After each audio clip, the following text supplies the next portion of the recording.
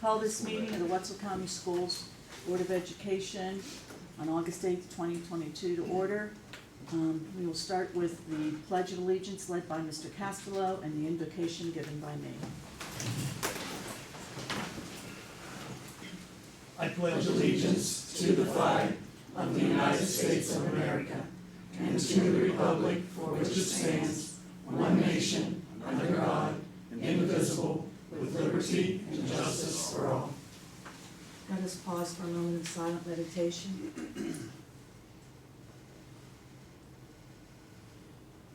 Amen.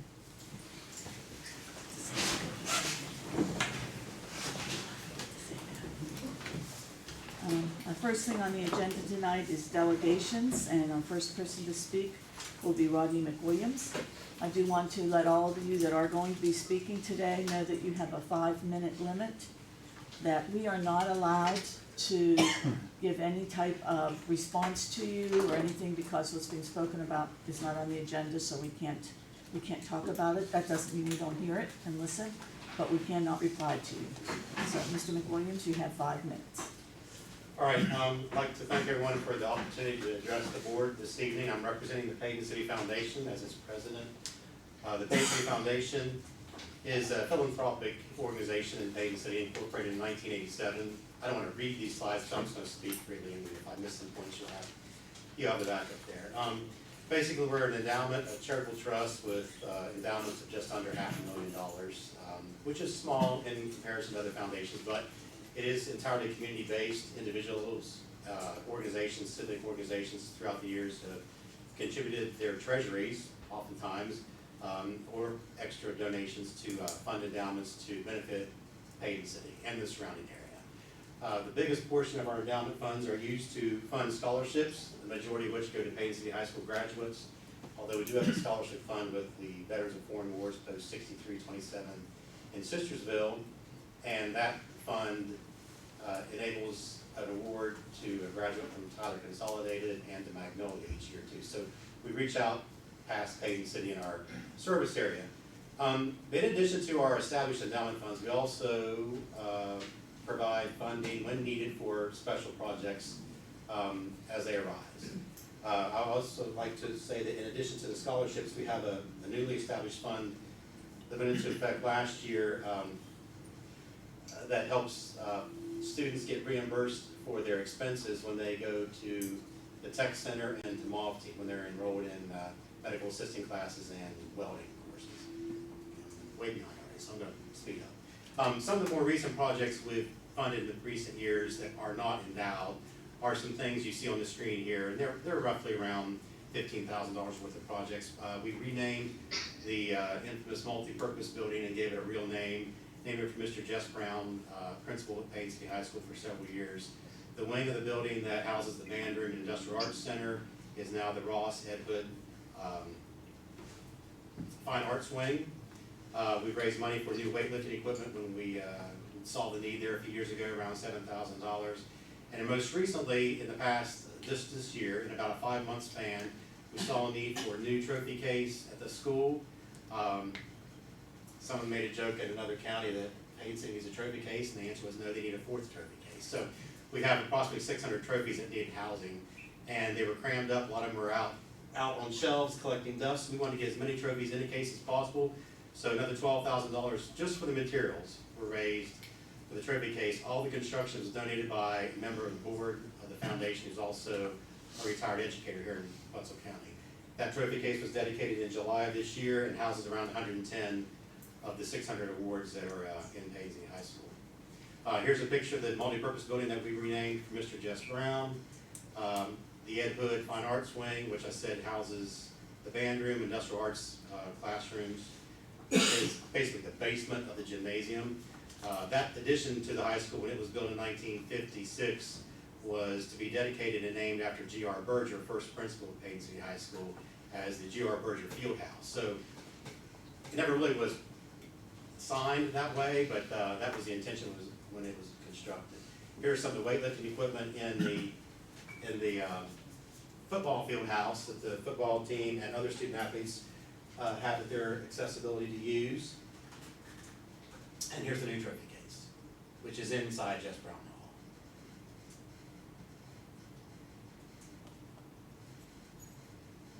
Hall. Just a note, of the 600 trophies, around 400 are band trophies. The other 200 and some odd trophies are sports related, 90% of which are first place trophies or championship trophies. Almost want to start throwing away the second. So our next project is we'd like to name the field house that the football team uses for the weight room and such after Henry Healy, who was an educator in Wetzel County, one of our principals in Wetzel County at Paisley High School.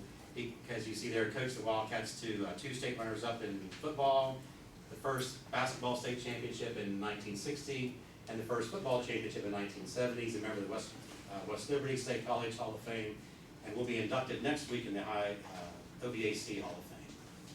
So this is our field house as it stands today, hoping at some point to get some funding to renovate and expand it. But this is the building that we would like to have permission from the board to name in honor of Henry Healy. I've got 7 seconds. That's all right. Thank you. Thank you very much. And I need to ask, can we put that on the agenda for the next meeting, or can that be done? You asked for it to be, we can. Okay, Okay. we will do that, please. Thank you. Oh, yes, thank you. I do want to mention that we have 4 of the board members here, and that Mr. Glasscock is with us via phone. All right, our next delegation, and again, the same thing, you have 5 minutes, is Jane Beckett.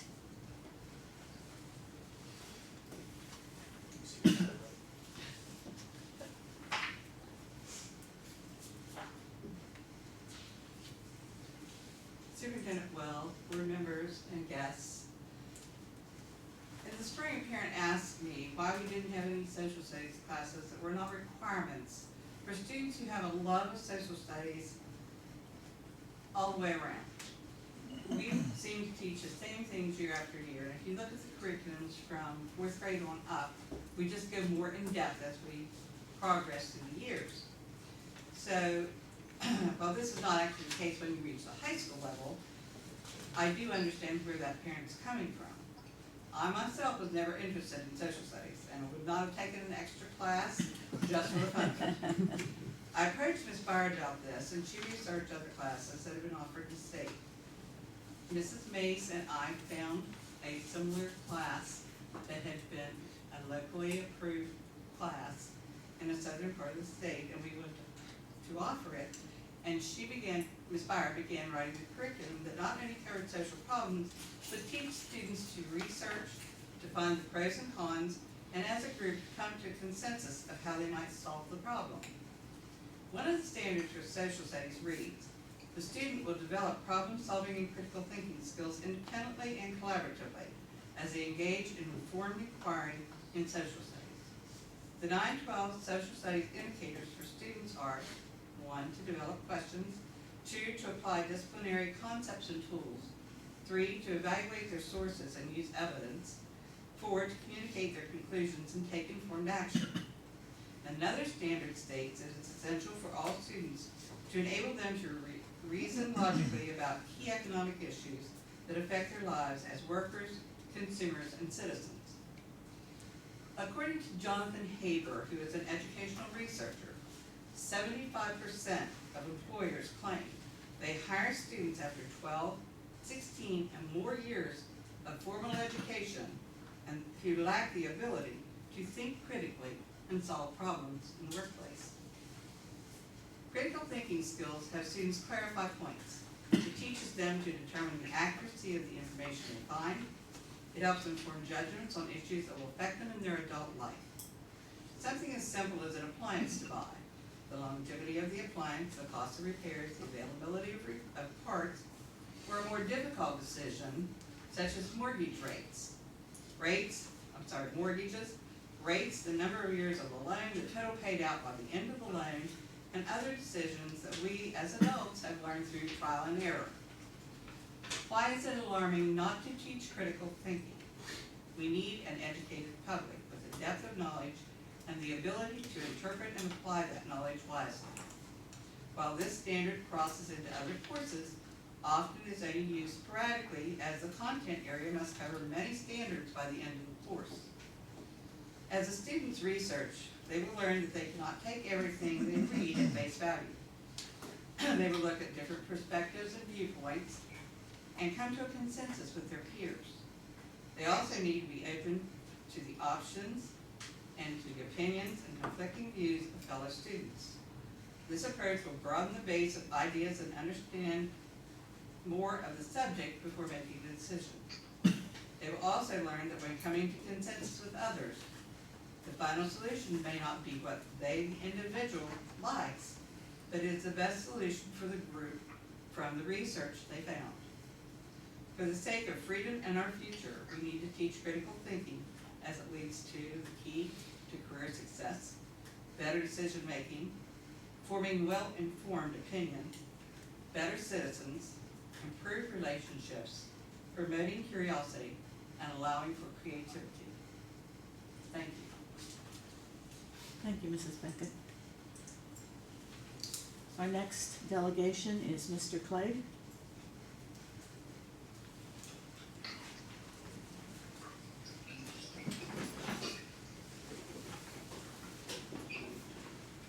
It's me again. I've been back about every meeting for several months now. Before I start, let's take 22 seconds and stop and think about something.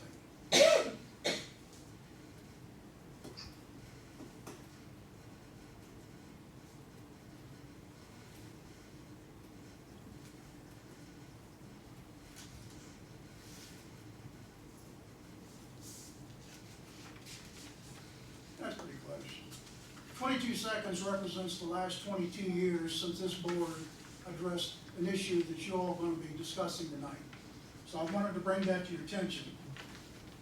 I can tell you without hesitation that a great many people are anxiously anticipating that this is truly the beginning of a new days for Wetzel County school system.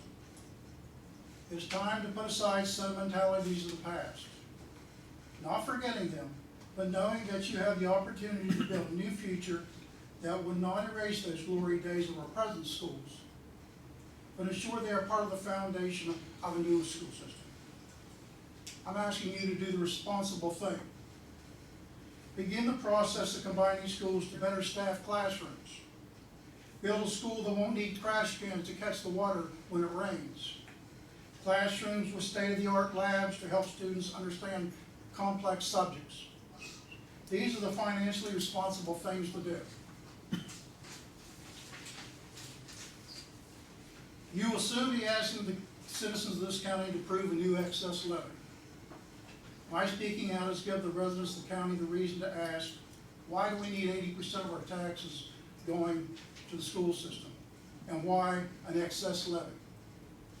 We, the citizens, have elected you 5 members to do the responsible thing. We elected each of you to put in place people to manage the school system, manage with the best interests of the students and the taxpayers of this county. Will there be naysayers? Absolutely. There will be people that are unhappy with any decision you make, pro or con. The same naysayers have been around for the last half century, standing in the way of progress. Progress that hinders our students. Students in this county have got a good education, but we can do much better. We're 18th in the state, and I think that we can be number 1. It is time for them to step aside, and only you, the 5 members of this board, have that power. Now, I know that you believe you don't have the power to change the direction of this school system. But be brave, stand up, and use the power citizens of this county gave you. Look to build a new future, an economic and academically strong school system. Thank you. Have a good evening. Thank you, Mr. Clegg. The next delegation is Tara Byard.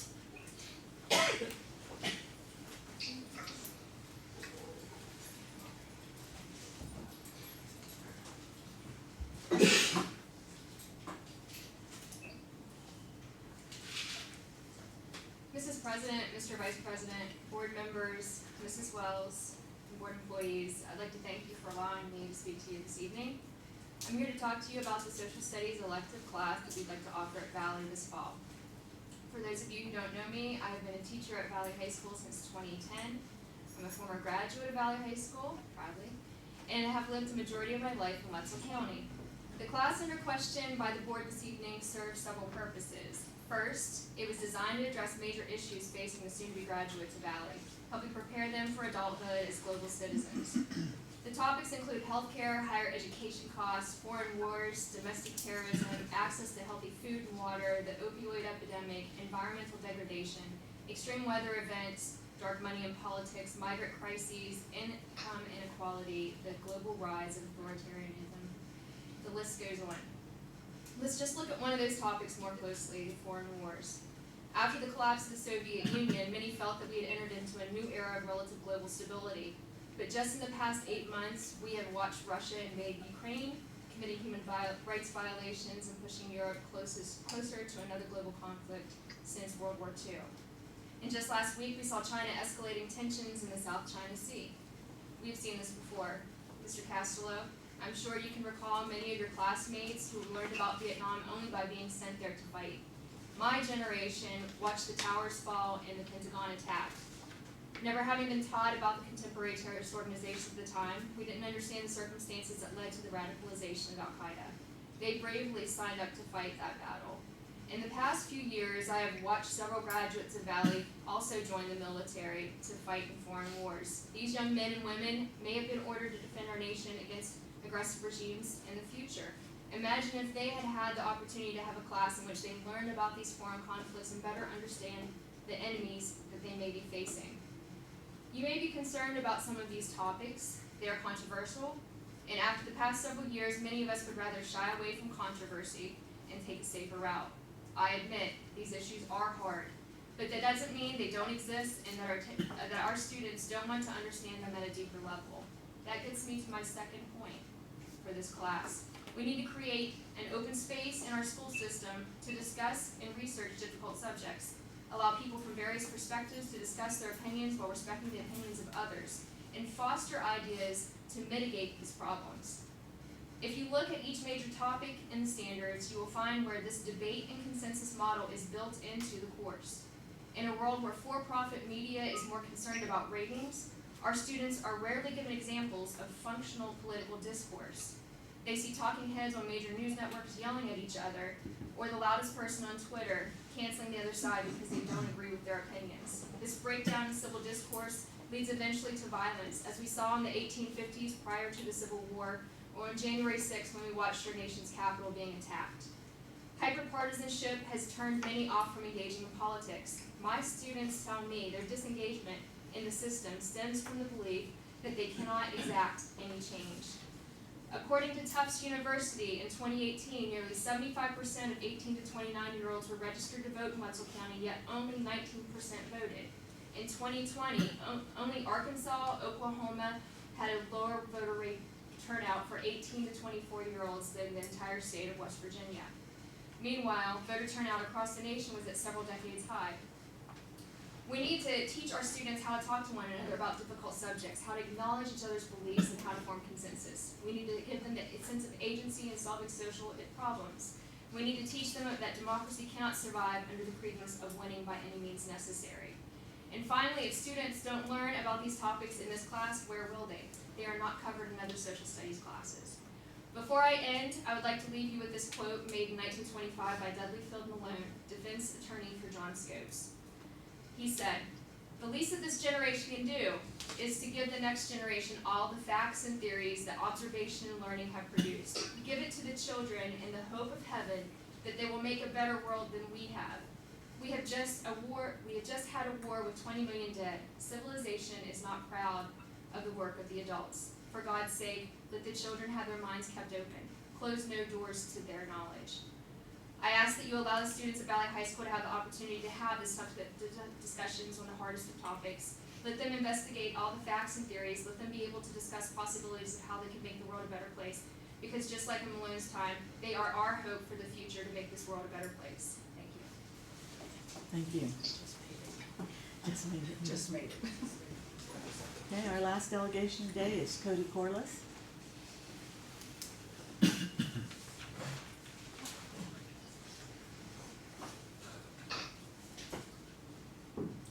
Members of the board, thank you very much for giving me the opportunity to speak this evening. And I'm here to speak in support of the elective class at Valley High School. And as you may have seen, one of the modules of this course deals with human rights violations, state-sponsored violence, and war crimes. And this is a matter very near and dear to my heart and of my own personal interest. Many of you may not know, but for the past 7 years, I spent time as a war crimes prosecutor, prosecuting the most grave, severe violations of international law, including genocide, war crimes, and crimes against humanity in both Rwanda, that occurred in both Rwanda, the Rwandan genocide, and in Yugoslavia, the genocide of Srebrenica. So, what's amazing to me, though, is when I meet so many young people and talk about international law and world affairs, many people don't know much about it. And this class then fills a really critical gap for helping our students understand world affairs and contemporary world affairs in fact. I want to stress that this is an educational elective, and this class goes to the heart of the goal of education, and that is to create an informed citizenry. And this class will help students to form reasoned opinions about matters in the newspapers and as discussed by our policymakers, and including the court decisions and global affairs. This class isn't about an ideology. Instead, this class is about giving students the tools to understand issues and to learn how to reach their own conclusions about world issues.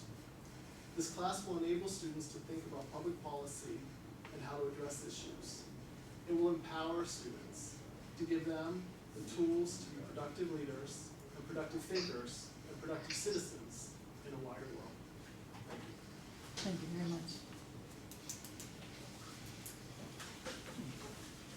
Next thing on the agenda, superintendent's information. Hi, you'll see there that I put on your on the table there in front of you, you'll see West Virginia Standards for Effective Schools, number 2, Instructional Leadership. For Mrs. Fauner and for Mr. Castello, this will be a review, but I wanted to make sure that the other 3, Mr. Glasscock will make sure that you get your papers, and you'll be able to study those in all your free time that you have. I do want to talk about instructional leadership in light of the fact that we are beginning a school year. Our teachers come and join us on August the 15th, next Monday, and we're very excited. In fact, we today met as a staff and we have our assignments. We know where we're going on the 15th and what schools we will be at, encouraging the brightest that we have in our school system to teach the brightest that will be coming to us on August 22nd. We also, in that discussion, really hit instructional leadership and family engagement, our 2 major goals for our strategic plan. With instructional leadership, of course, comes, first off, the high-yield instructional strategy. So if you look at instructional leadership, number 2, and you turn the page, you'll see Marzano's high-yield strategies. And if you turn the page again, you'll see Hattie's effect sizes. For Mrs. Fauner and Mr. Castello, like I said, this is a review. Hattie and Marzano are the 2 big gurus when it comes to high-yield effective instructional strategies. They both are a little different in the way they approach it, but if you look at the 3rd handout there that's attached to your stapled papers that you have, you'll see in the middle there's a crosswalk that has been done, and there are 8 strategies that Hattie and Marzano agree on. So it gives a little more clarity for people that are trying to make sense out of it and see where both of the gurus on high-yield instructional strategies meet in the middle. Some of those strategies include a clear focus for the lesson. Those of you that are familiar with what we do, we make sure that our teachers all have the objective posted in the classroom so that the kids know exactly what's being taught for the day, so that anyone who walks in, principals, administrators from the county office, also have a clear idea of what is actually being taught in the classroom. Offering overt instruction, getting the students to engage with the content, giving feedback, having multiple exposures to the content, and in different modalities as well. You don't just do a sit and get. You might do a hands-on activity. You might do something auditory for the auditory learners. Different ways of doing that. Having students apply their knowledge, getting students to work together, collaboration, and building student self-efficacy. I'm gonna do a little refresher. County office, what is efficacy? Say it again. Doing the right things right. It's very important that we teach our students to do the right things right. So you will be hearing this year a lot about instructional strategies. You'll be hearing a lot about our PLCs, a lot about the walkthroughs that we are going to be doing. Our walkthrough forms have been narrowed way down. Last year we did a huge walkthrough form, and it was impossible for those of us doing the walkthroughs to hit everything we needed to hit. And it was impossible in a 5-minute walkthrough, which is what it is, it's a snapshot, for a teacher to hit all of those requirements in 5 minutes. So we are narrowing it down to 2 strategies that we will be looking for, 2 high-yield strategies that we will be looking for, and that should be evident. And so you'll be hearing about that, and then you will be hearing about the second part of instructional leadership, which is students becoming engaged in age-appropriate leadership activities. And that's going to lead into our family engagement, of course. But we know that extracurricular activities in schools can foster the development of leadership abilities and can move students from the passive to the aggressive roles, or the assertive roles, I should say. When students are involved in extra and co-curricular activities, student organizations within the school, they learn collaboration skills, they learn how to work more effectively with each other. And that's what we want. We want an educated, active adult citizenry when we graduate our students.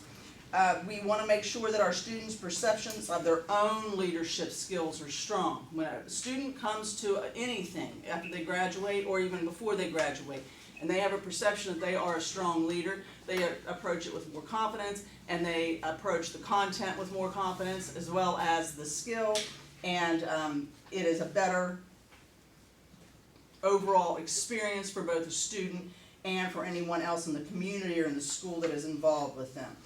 And this is where it leads into family engagement. A big piece of having students involved in age-appropriate leadership activities is that students who are encouraged by their parents to participate in these activities and to participate fully and to be present, those students tend to do better and they serve as more active leaders on campus. So why would we not want to reach out to our parents and actively engage them when we know we can develop the leadership in our students better and that we can have a better outcome both academically and socially and emotionally. So today we're going over instructional leadership. Our second goal is family engagement, and we will go over that during the next meeting, and I'll have the handout for that. And we will review that. I'm looking through to see if there's anything I missed, and I don't think I did. Okay, that'll be all, Mrs. Bonner. Thank you. You're welcome. The next thing on the agenda is the superintendent's recommendations. A is approval of minutes. Do we have a motion for the meeting from July 25th, 2022? So moved. And do we have a second? It's been moved by Dr. Christian and seconded by Mrs. Nice. All those in favor say aye. Aye. Aye. Aye. Any opposed? Motion carries unanimously. Under Part B, Personnel Matters, we have one change. On the second page, third one from the bottom, the position for the half-time gifted teacher, that has been pulled, so we won't be voting on that one. Madam President, Yes, I would like to separate the first name and step out of that, please. okay, so we'll separate that first one and vote on all the rest and then come back to that one. The first He's on there one, I'm twice. sorry, he's on there twice. Yes, when I get to that one, we will step out of that one too. Well, we can do them We will both. just remove him from the list for the resignation and the extracurricular and vote on that individual. Since personnel is one, One section. That'll be fine. Okay, so we're looking at everything under the resignations, professional development, service personnel, extracurricular, reconfiguration, with the 2 pulled out that we said. So do I have a motion to approve those? So moved. Is there a second? Second, All those in favor say aye. Aye. Any Aye. opposed? Okay, so those pass. Tell them I'm muting. Okay, Mr. Glasscock, I'm going to mute you at this time. Thank you. okay, so we passed that unanimously, and now we'll vote on the two, the Timothy Glasscock resignation, and then also on the hiring. So do I have a motion for that? So moved. Okay, and I'll second that. All those in favor say aye. Aye. Those opposed? Same sign. Okay, motion carries. Mr. Glasscock, are you there? Yes, ma'am. All right. Okay. Under routine matters, we have the contractual agreement, request to use school facilities.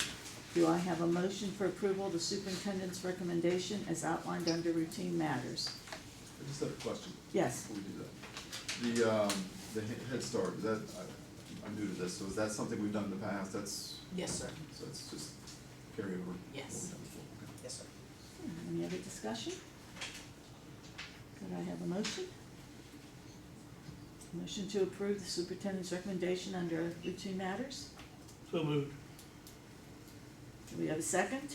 I'll second. All those in favor say aye. Aye. Opposed, opposed, same sign. Okay, motion passed unanimously. Okay, we have a tabled issue, from the July 5th, 2022 board agenda that is, we put back on the table, and in order to put it back on the table, we have to have a motion to put it back on the table before we would actually discuss it and vote on it. I move to return the locally developed course back on the table. Okay, I'll second that. Anybody have any discussion on just putting it back on the table? All those in favor say aye. Aye. Aye. Any opposed? Okay, motion unanimously carries. Okay, so now we're on next page. We're on the locally developed course. This is approval of request for the following local development course, Social Problems 1, A World in Crisis. Do we have a motion on this? So moved. Do we have a second? Okay. It's been moved and seconded. And so now we can discuss this, if there's any discussion that we want to have on it.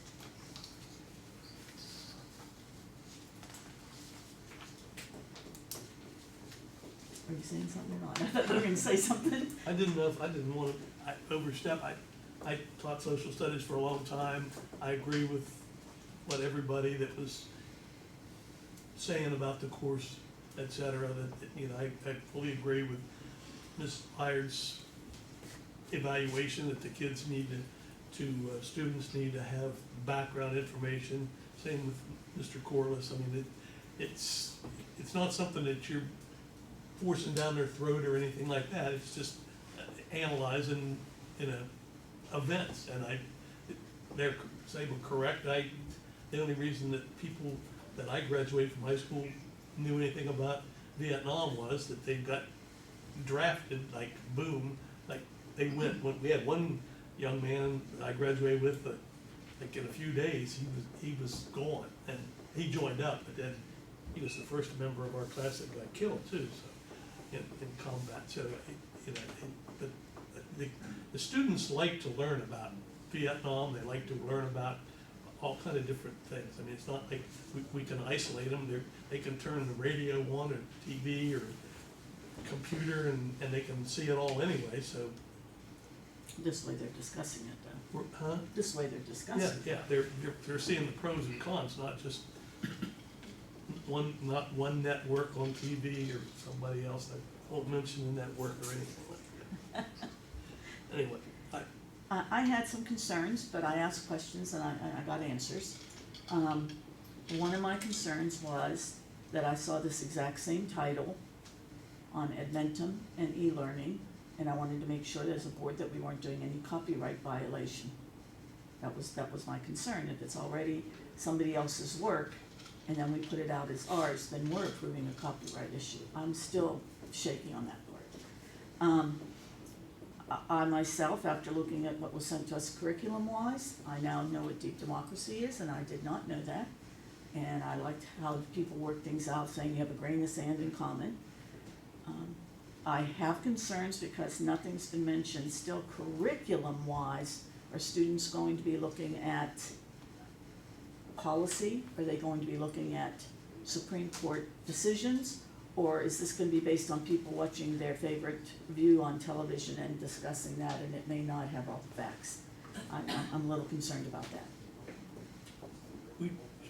We can interact with Ms. Byer, correct? It's up to you guys. You certainly get the discussion. It's Yes, up to you you, may. it's you guys can. Do I ask Yes, or you may, do you? no, Do you have a response to that, Ms. Byer, or? Is it about where we will find sources? yes, So, for example, if we were talking about any kind of, access to clean water or, climate or weather issues or degradation of the environment.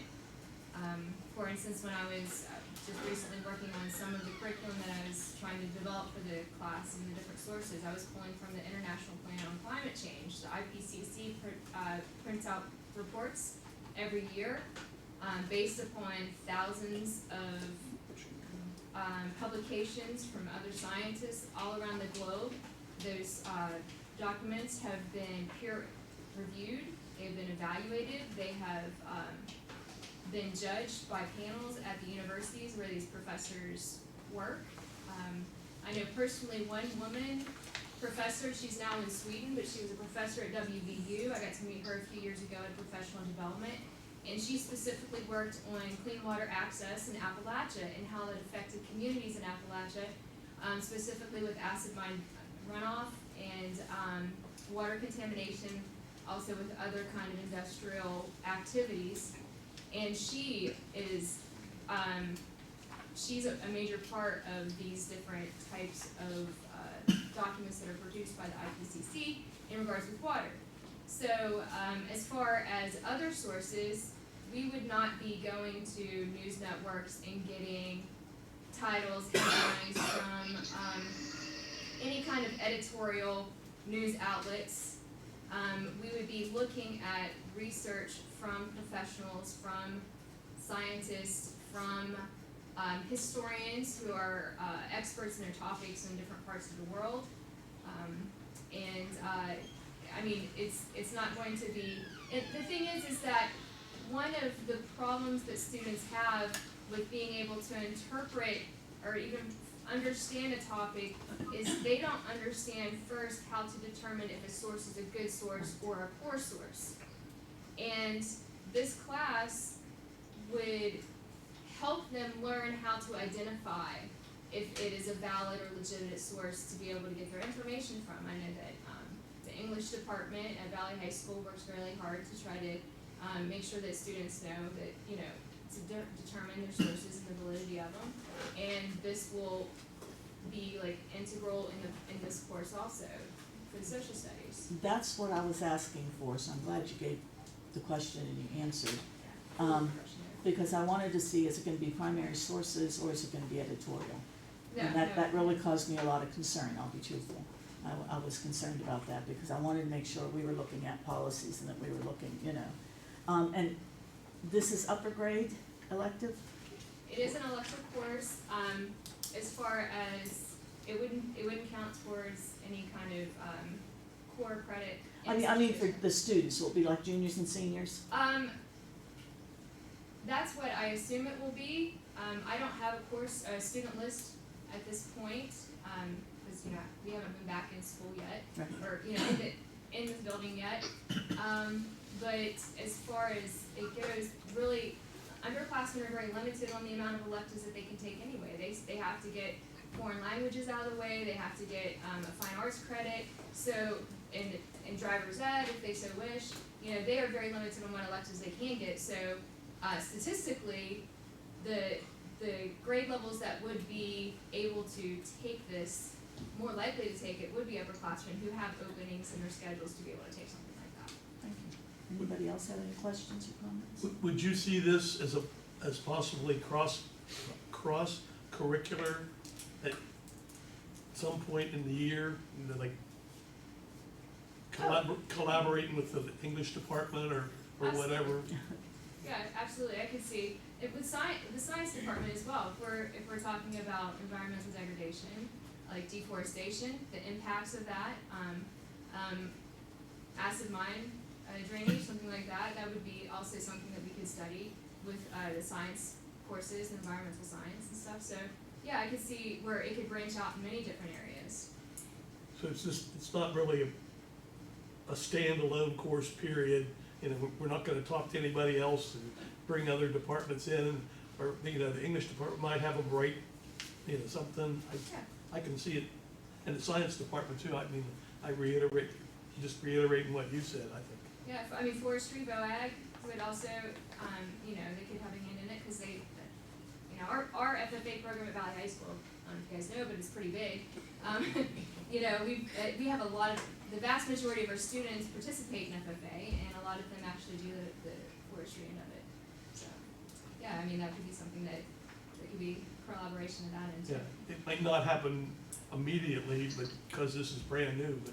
It is So- brand new, and this is it's gonna be a trial and error that, to be able to get it up and going, you know, the students have never had an opportunity to have a class kind of like this. They will be learning how to do the research, they will be learning how to think outside of the box and be able to come to consensus. And this is one of the main goals that I really have for this class, is that they will be able to sit across the table with someone who has a completely different perspective of what they hold.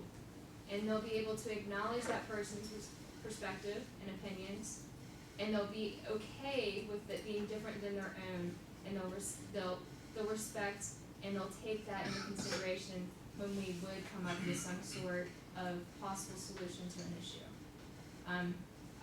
I really see throughout our society that there is a breakdown in communication to be able to come to a consensus and acknowledge the other person's views without having to destroy their character or their humanity.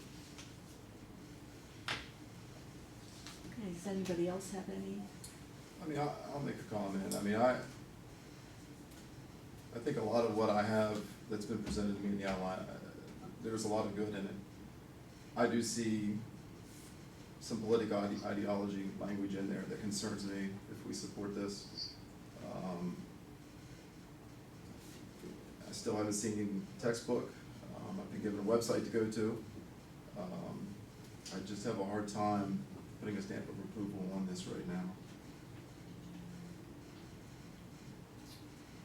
Mr. Glasscock, do you have any comment? The only thing that I have is, will this be revisited, at next year? Could we revisit it next year? If we approve it, we If we could, need to address it, yes, of course. and have you report back. Okay. All right, we have, if there's nobody else, then, oh, you still have The- discussion? So, this has been mulled over for a while since this was brought up before about materials and stuff. Do you foresee what materials you're gonna use? I know that Mrs. Beckett, I believe, forwarded a list that you had,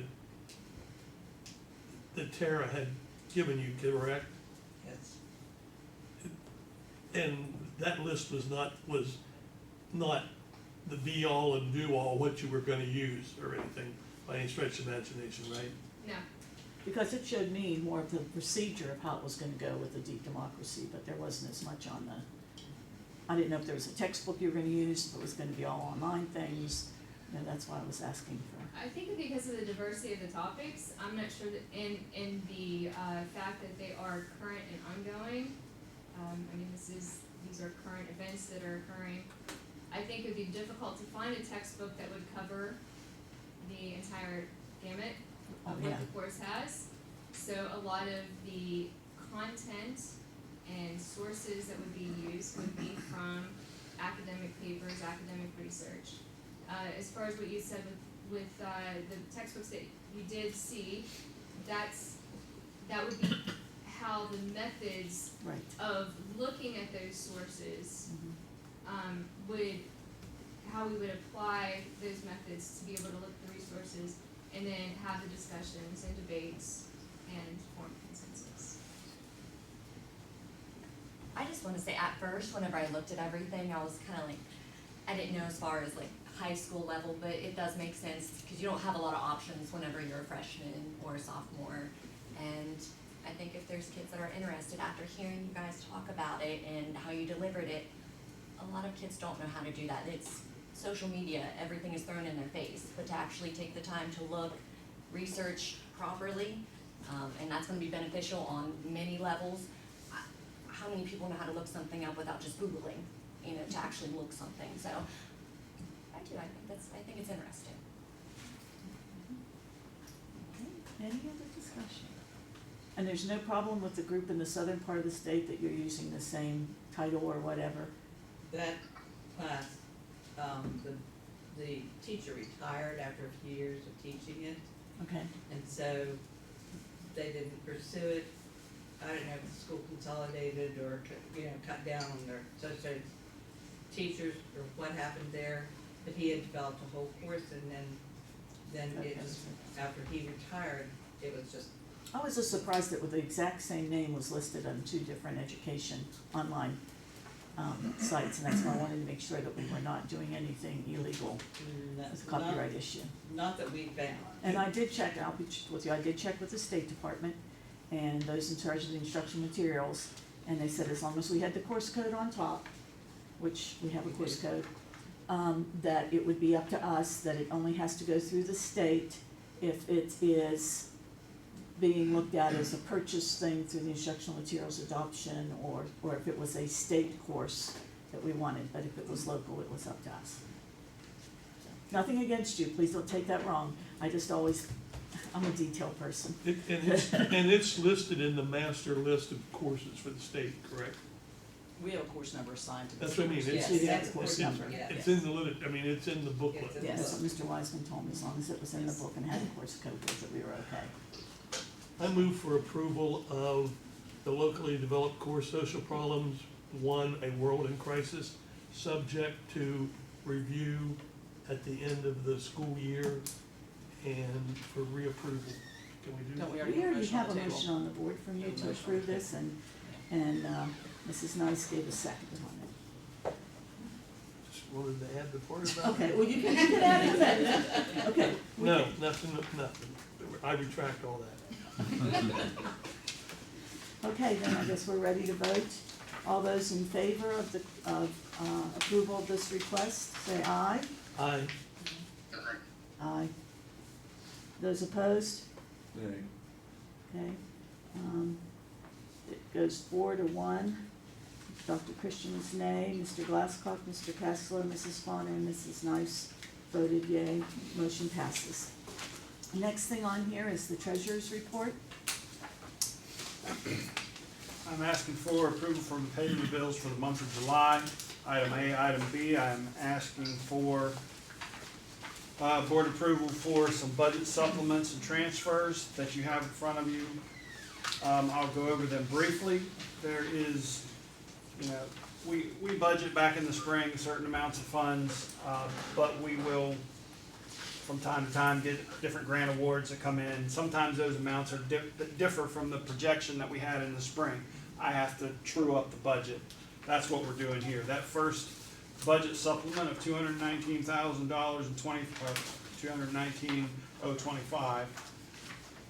You're looking at mainly some CTE grants, some vocational grants that we have, secondary block allocation, the Perkins allocation.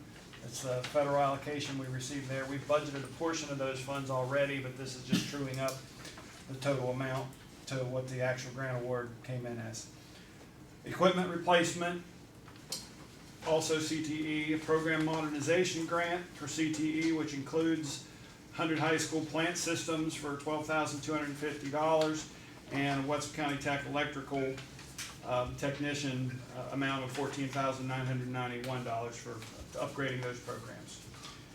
We received the math and English teachers at Wetzel County Tech the amount that we can receive from the state to cover those costs. So that's $129,226 that we received there, and that's the account code that we'll be paying those positions out of this year. And we also have SREB Tech Centers at Work, $2,500 there for some professional development for that program.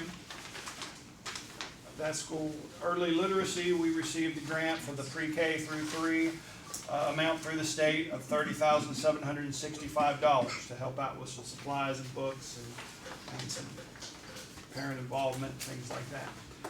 And your transfer that you have in front of you is the same sort of thing. It's just moving some money around for that CTE secondary block grant that we've already talked about here. It's just, I have to budget a certain amount, then I have to transfer the money around to get it to line up with the budget.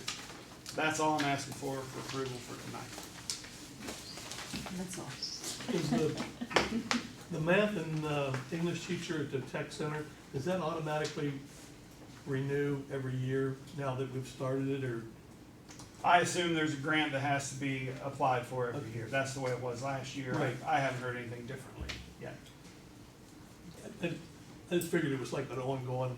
Yes. I think it goes back to, I talked to somebody down there a long time ago, to Gaston Caperton, I think. It was That's a long time. Wow. I may be wrong on that, but that's what's in my head anyway right Do I have a motion to approve the treasurer's report? It's been moved by Mrs. Nice. Do we have a second? Second. And seconded by Dr. Christian. All those in favor say aye. Aye. Aye. Those opposed? Aye. It's unanimous, yes. Okay, accept that. Okay, the discussion regarding the Comprehensive Education Facilities Plan for 2020 to 2030.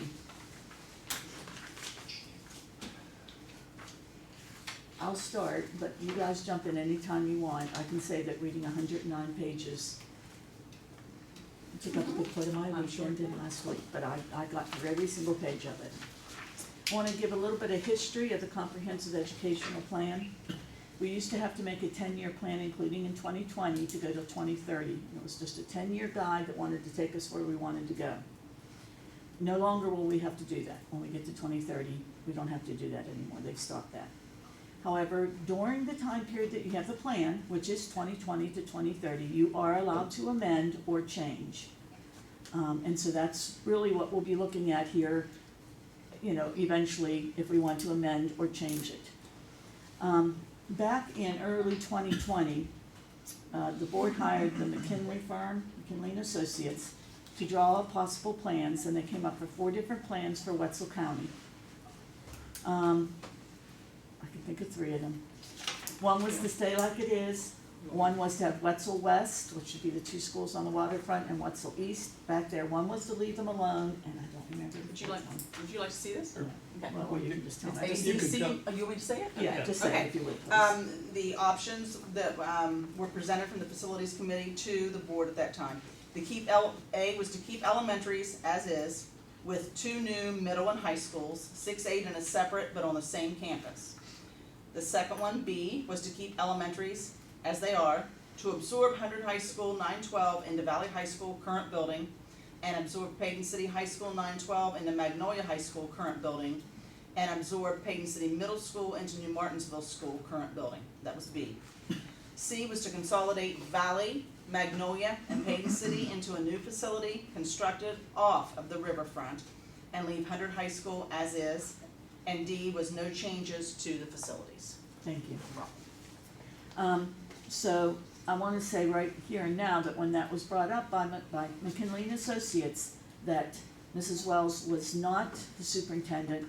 No one on the current board was on the board yet at that time either. This was done before we came on. So I wanted to point that out with. They met, they voted. I was sitting in the audience at the time. There was hardly anyone here.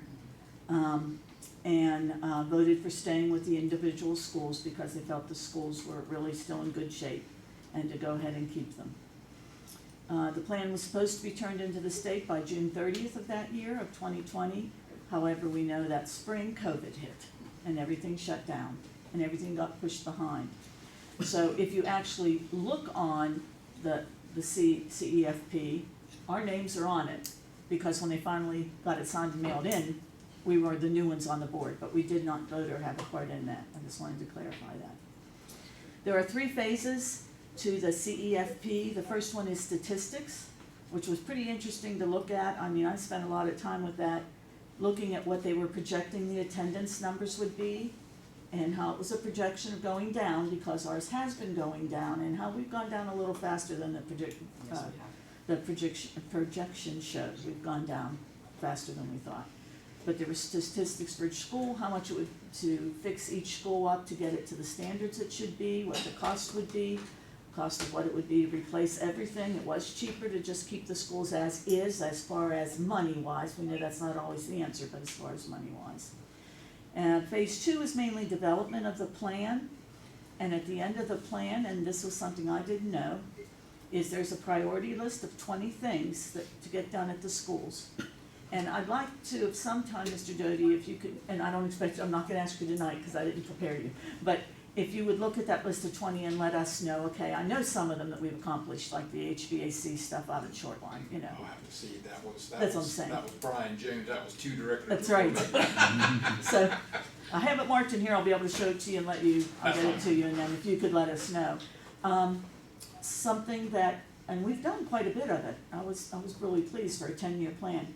Something I do wanna mention that I saw on it, because I get a lot of calls on this and emails, is in that plan of 20 things for this 10-year plan are to get the air conditioning in the gyms, which some people are pro and some people are con. But that is in the list of 20. It's the last years of it, but it is in there.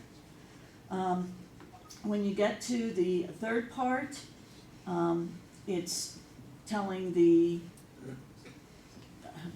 a little bit of that was in the third part too. But it's just telling where to go from here, what the costs are, what needs done at every single school. So that's what the CEFP is. The CEFP is not a thing that says, okay, vote tonight on whether it's consolidating or staying like it is. That's all it is, but it can be amended. And I received some information, you know, that we're fine state with SBA. I mean, there's no problems with SBA and us, so that's always good to know. But it's something that we'll have to approach, because we have had different people in different communities approaching us pro and con. And we're going to have to at some point. Myself, I think it's something we need to wait at least a little while before we approach the final decisions, or if we even change anything, it may just stay the same, I don't know. Because we've got school opening, and we've got openings, and we've got work we've got to get done just to get kids in school. So that's what I can share about the CEFP, and if anybody else on the board, or if you would like to say anything, or Jamie, anybody is welcome to. I would just like to say, this process took a long time. This document is over 100 pages, just at face value. Numerous months spent, committee work in the evenings, teachers, parents, community members coming in and working in committees and giving this information. And it was presented to the board, and the board saw fit to accept, vote to make no changes to the facilities. But there's so much more that goes into it, like what we want from the schools. There's a visionary piece to this, like what do we want? And we just cannot jump into something without knowing what is the end result going to be. How is it going to impact children and students? And this plan actually asks those questions. What vision do we have for our students? What do we hope that they'll learn? What do we hope that can be achieved from the 4 choices that they were given? So it's not just buildings and infrastructure. It is the whole educational process, and it takes a long time to do this. And we cannot make any decision, I don't feel, and take it lightly without looking at the whole body of work and making sure that we have fidelity to the as far as the heart and soul of what we want for the students of Wetzel County. And that can be amended and that can be changed too. But that takes Oh. That's a process, and that involves community members.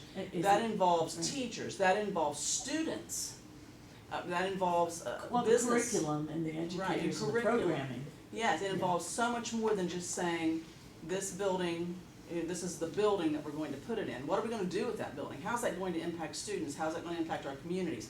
So it is definitely able to be amended, but it is not a task that we should take lightly. We should understand that it is a very timely task, it is a very involved task, and talk about democracy and process.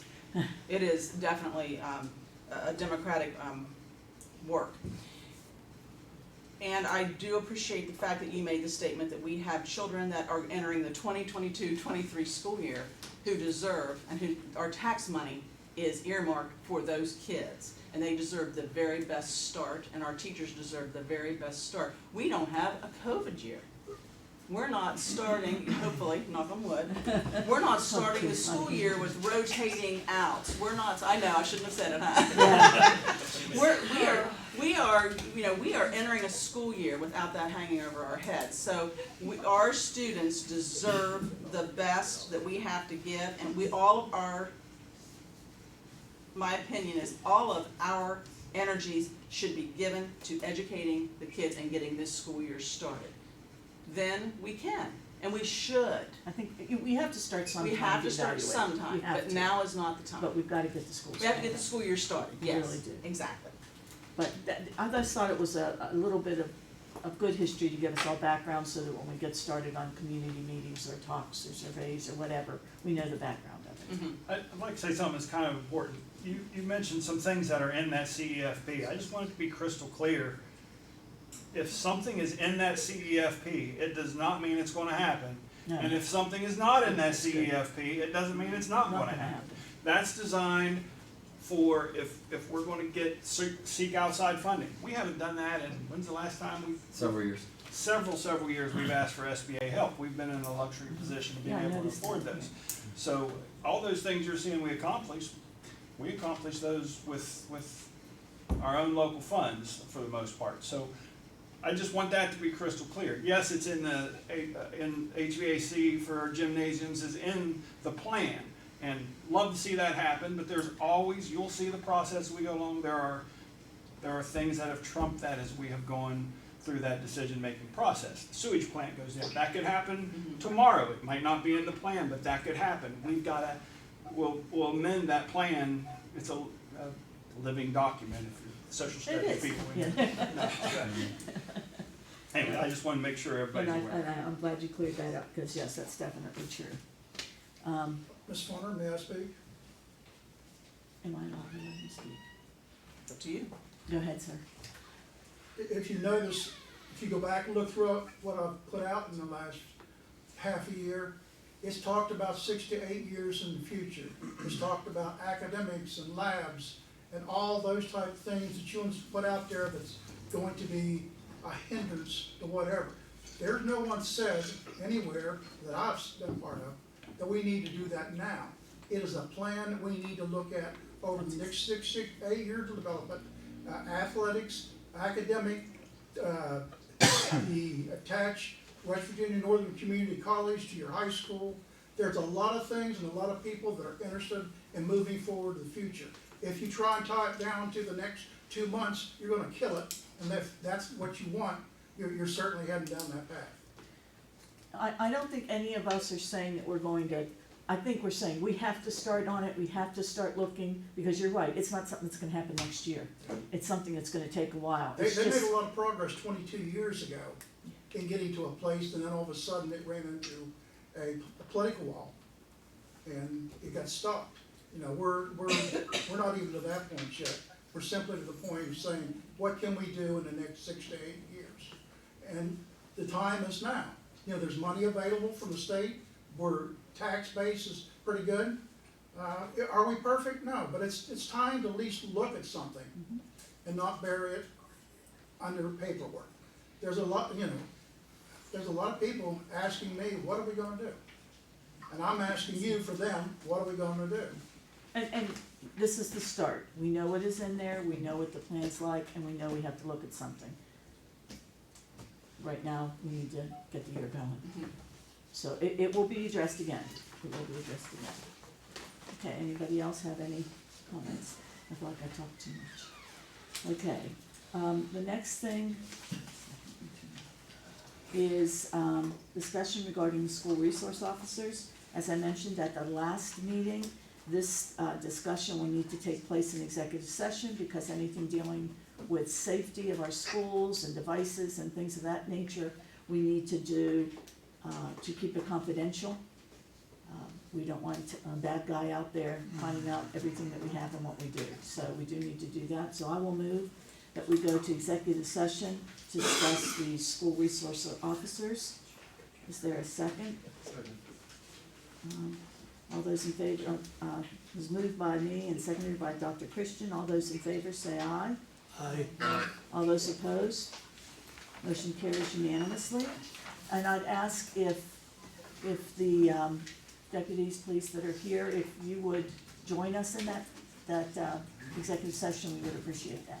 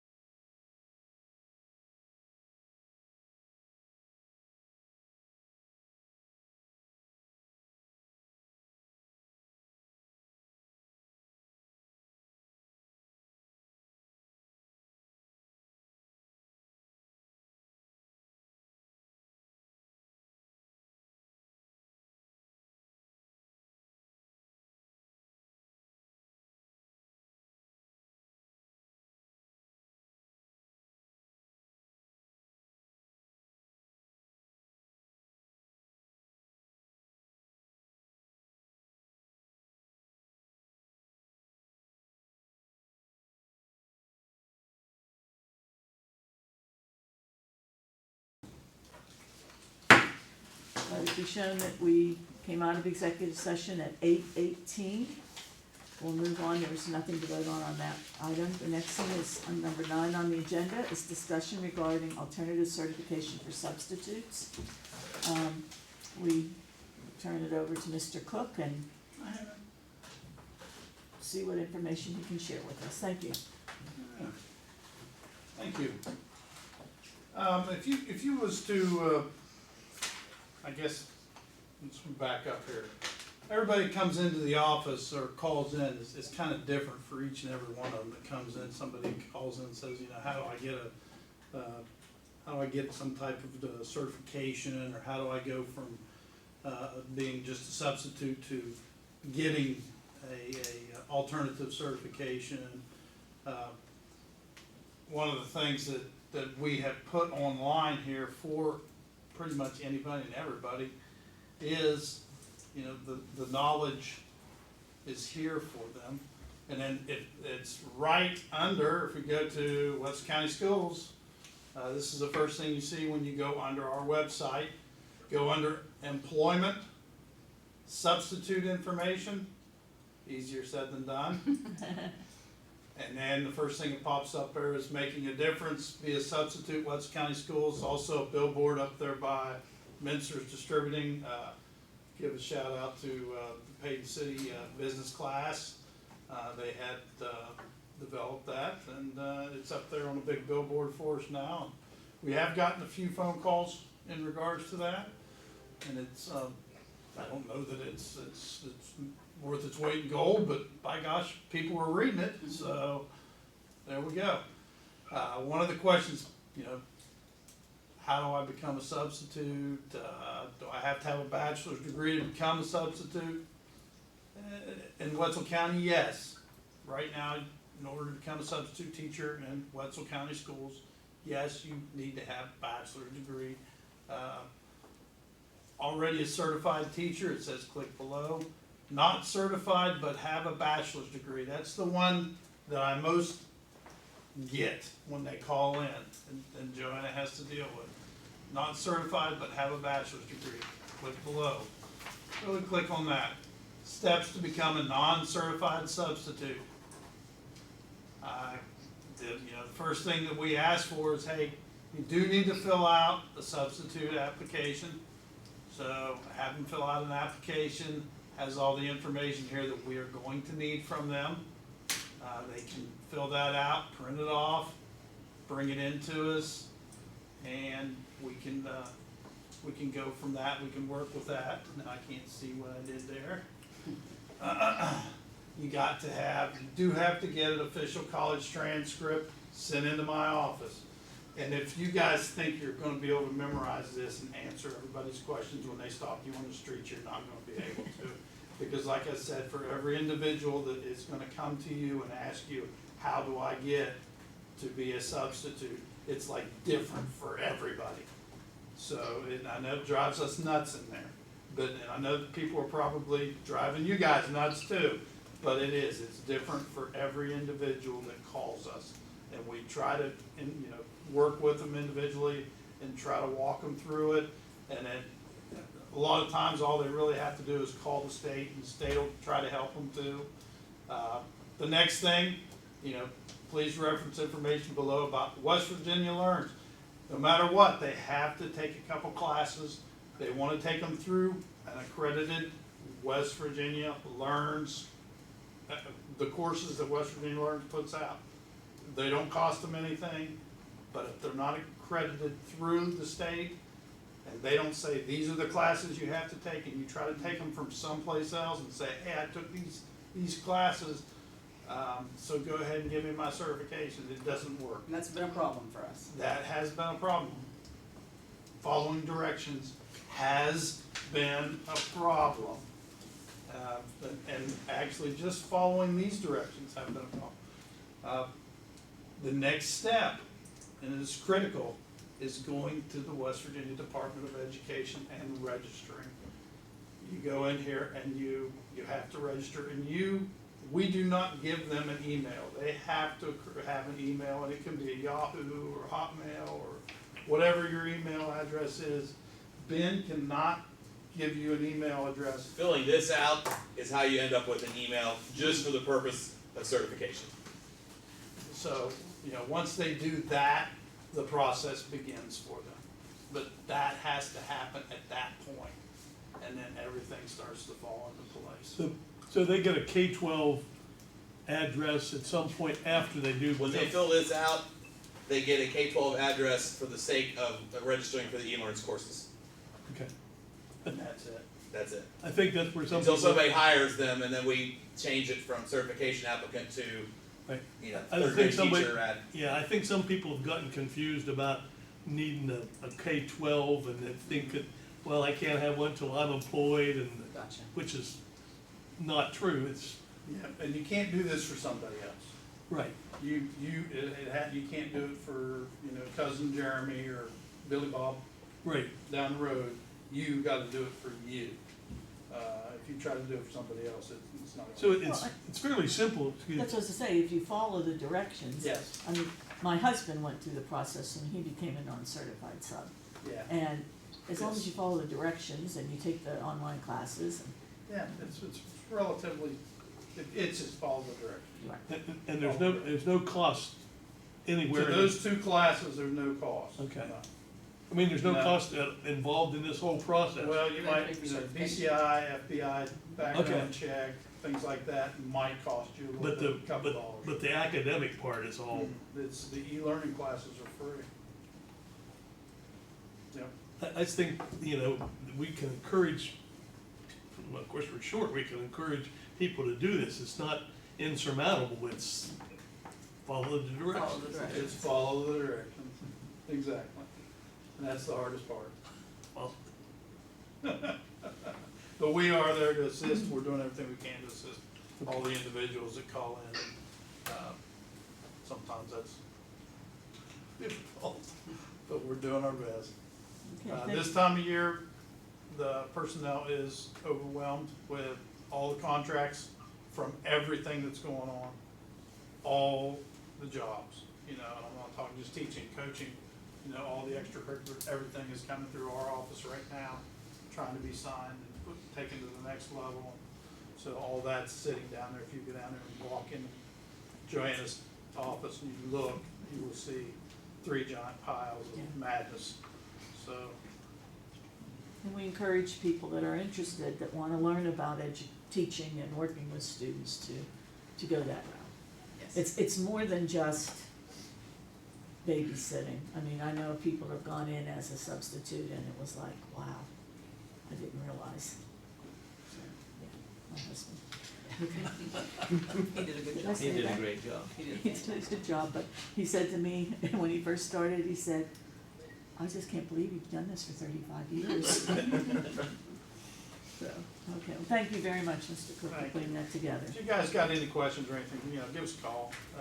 But I really, if you do have people coming up to you, tell them to please call the personnel office and we'll work with them, because really there's no way any one individual out here walking the streets as board members is gonna be able to answer all those questions. So, Okay, thank you. thank you. Okay, the next item is board member committee reports. Do anything from Moftai, nothing from Moftai. Policy committee met, and we did instruction and got that completed, and then we have 2 more sections, I believe, left. Correct. Correct? Yes. Okay. Has 4-H, and I was thinking about this.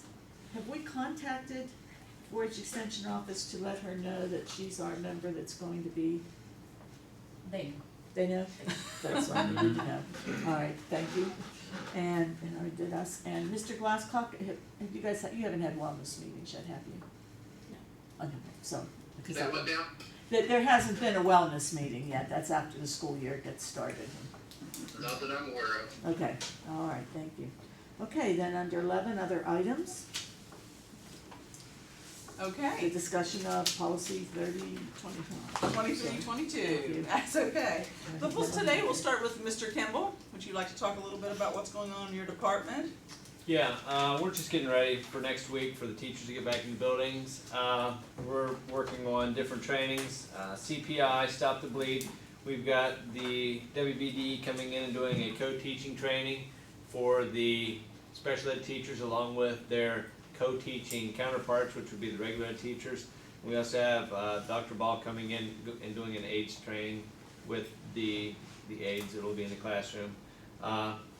Doing IEP updates, got a lot of meetings taken care of, and then, working with Ben, making sure the online PD is getting taken care of.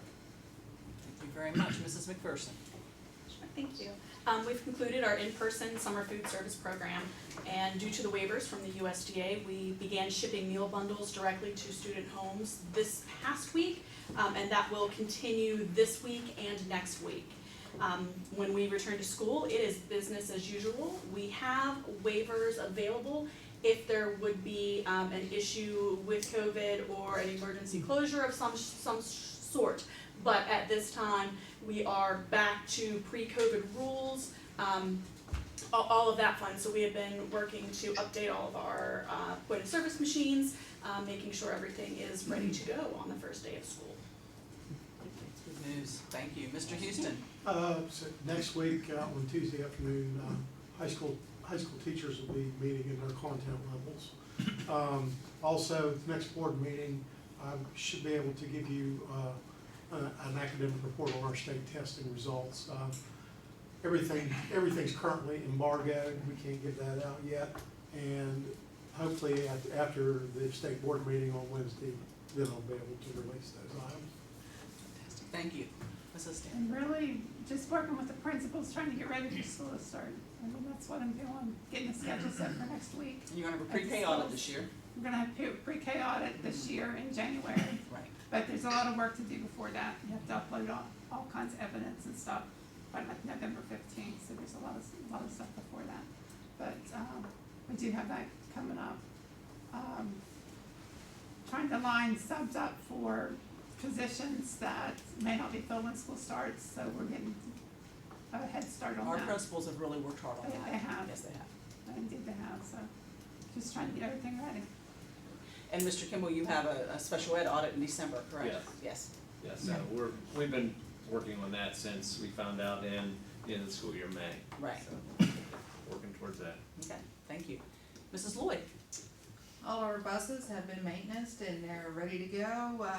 We're planning next week on development, everything from, we got Transportation Security Administration coming for some classes on security to leadership and professionalism. Would you tell me a little bit about the book you developed too, the manual you developed? Well, I've been bus driving now for 30 years, and it's always been a question of what we should do in an emergency. Everybody has, well, I do it this way, I did it that way. I kind of put together an emergency plan book. It covers a lot of topics. A whole lot. I mean, I just It's come up with comprehensive. things that maybe, hopefully we never see, and things that has not happened, but, you know, I'd like for everybody to be on the same page and know what to do if something does happen. And I kind of put together a little booklet. It's everything from breakdowns to active shooter, bomb threats, kidnapping sort of things. And I had Miss Wells look it over and say, hey, is this something that I can give to my driver so we all know what we're doing? And she read it over and she agreed it was okay. Very impressed with your work. So you'll give that to them when you meet with them before? Yes, and we'll go over it, yes. Yeah, okay. I mean, not just drive them nuts, but here it is, we expect you to know. Right. And And it's something that, it's already in a folder, it's ready to go, it'll be on the bus with them at all times. I was gonna say, it's gonna be right there, Yeah. they can, Be on the blast, Yeah. ready to go. And I kind of simplified it so, you know, if it's code yellow, it's one thing, if it's code red, it's another, it's one or the other. It's very step by step, very Yes. easy to understand, very easy to flip to that and, Right. and go. Yes, thank you. You're welcome. Mr. Doty. Had our first fire marshal inspection at the renovation of Hayden City, went well. They're gonna start dropping tiles. As of now, they're still planning, you know, we're gonna be good to go. Fire marshal's coming back on Thursday, the 18th, to do the sprinkler test, to make sure everything's good there. Got a progress meeting with them tomorrow, have a little better understanding of how soon they're gonna be out there to get teachers back in their classrooms. New Martinsville School, they started putting soffit and stuff up on the roof there, I saw that today, so, praying. See That how time things of go. year, isn't it? Yeah. Yes. But other than that, everything else, we're ready to go and get them in school. Thank you, Mr. Doty. Mr. McPherson? Laptops. They're gonna start, we have enough laptops, this year, we're not waiting, we, got ahead of the game and COVID wasn't in the way. So next week, and I did some quick math, we'll start distributing our 5.5 tons of laptops, literally. We'll have them in schools by the end of next week, and they're ready to go. We continue with Wi-Fi upgrades and switching upgrades. We did run into a little snag last week, and COVID still got us and the folks that we're working with. So we were out of commission last week on that, but we're aiming to have that done by the end of this week. And most people won't notice the difference, but we will, and things will work a little bit better. The bane of my existence has been Weebus 2.0. For those of you that aren't familiar, West Virginia is one of the few states that uses a system for educational information throughout the entire state that every district uses, the West Virginia Educational Information System. And it is an old AS400, which if you don't know what that means, it means it's old.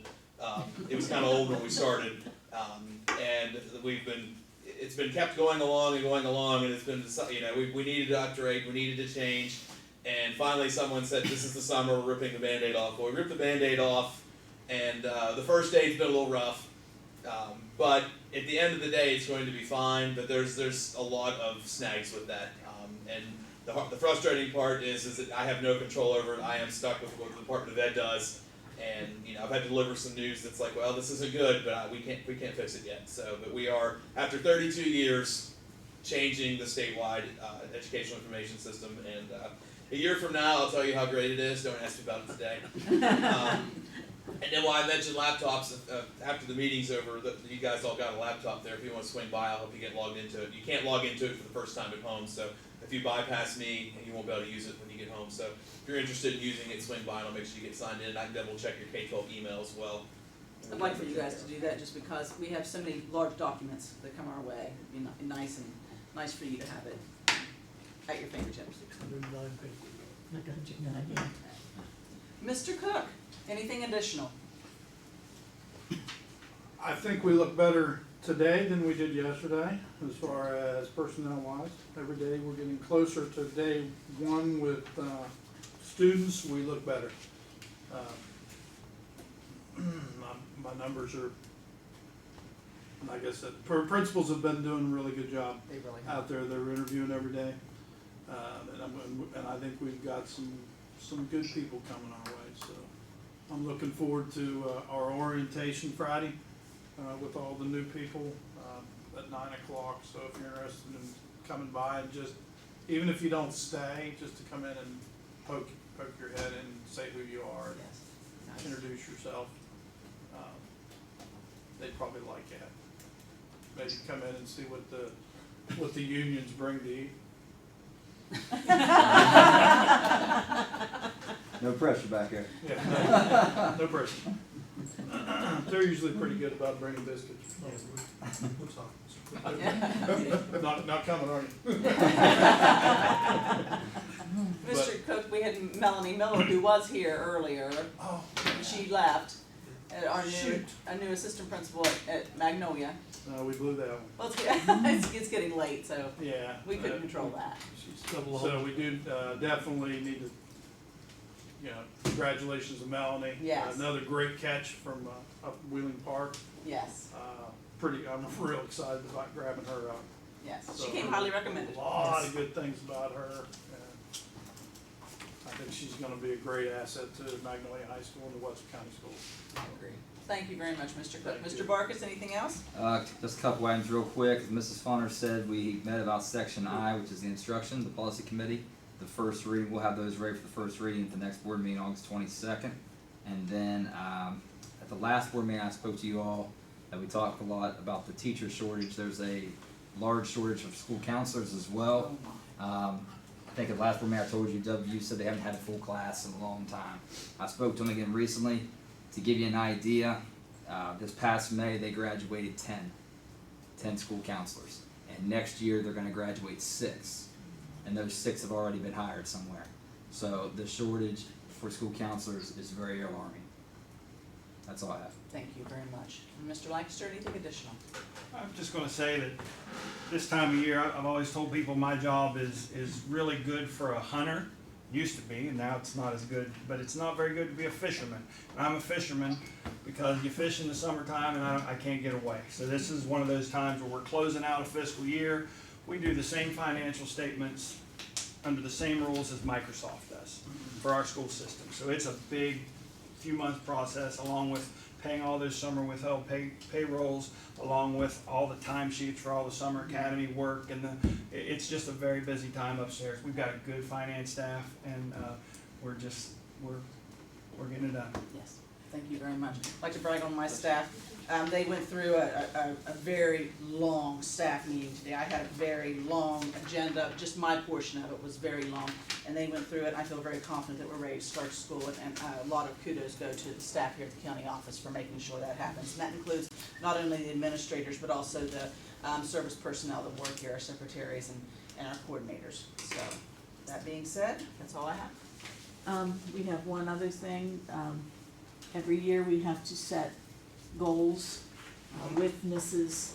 Wells, where she has her goals that she has for herself, and any goals that we want to meet with her about that we have for her and the schools.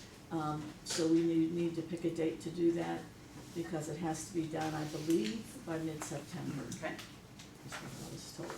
So, what dates do people have available and not have available?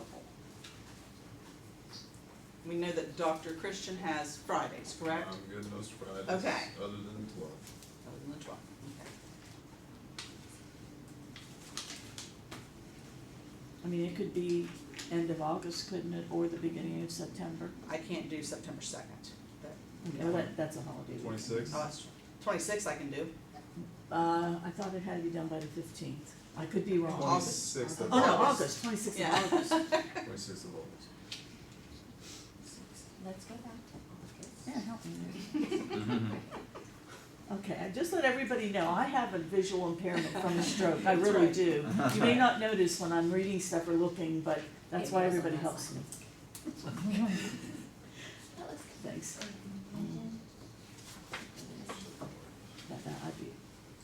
I'll make it if we can do it on the 26th of August. You wanna do it 9 in the morning? Yeah, morning would be good, because I may be going out of town in the afternoon. It's not, is that August 26th? It's a Friday. Okay, that's not, when's that school board thing? That's School board thing September. is September, September. 9th and 10th, thank goodness you told me, yeah. So, okay, so Sure, that we should sounds be good. cleaning stuff up. All right. Okay, so if there's nothing else, do I have a motion to adjourn? What's the date on that? I didn't hear that. I'm sorry, August 26th at 9 a.m.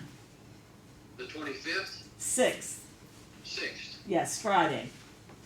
Okay, that's good. Thank you. Okay, thank you. So, with that being said, do I have a motion for adjournment? So moved.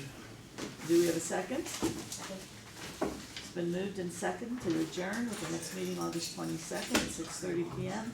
All those in favor say aye. Aye. Opposed? Aye. Okay, motion carries unanimously.